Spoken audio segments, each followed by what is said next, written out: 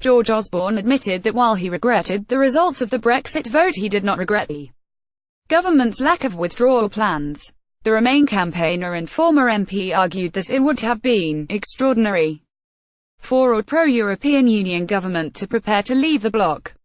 Mr Osborne said, "I think it would have been extraordinary for a government that wanted to stay in the EU to plan for departure. Indeed, any plan we came up with, which probably would have concluded in favour of staying in the single market, staying in the Union, would have been bitterly contested by those who had just won the referendum." LBCBrexit News. George Osborne said he didn't. Mr Osborne also offered his views on the current status on the Brexit negotiations, saying it would be, frankly, nonsense for Britain to seek alternative trade arrangements abroad rather than establishing a new deal with Brussels.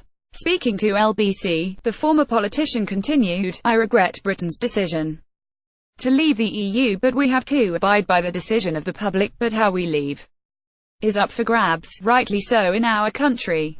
And the hard Brexit is, all their promises of money back for the NHS, easy-to-do trade deals with Trump's America. We'll be able to get a great deal from the EU because they need us more than we need them. All of those things have fallen apart. People are beginning to realize we are going to remain a highly integrated European economy 20 miles off the coast of France.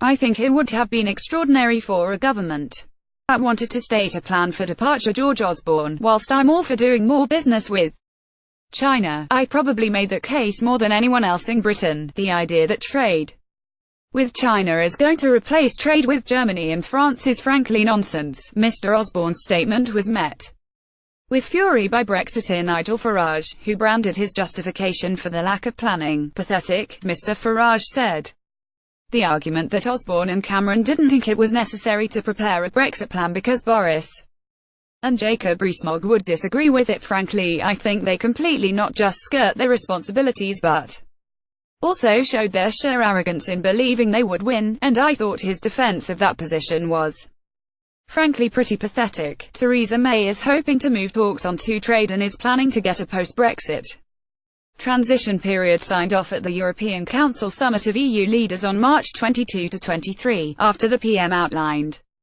the government's plans for the next phase of negotiations earlier this month. President of the European Council Donald Tusk suggested the only option left for the UK was a Canada-style arrangement.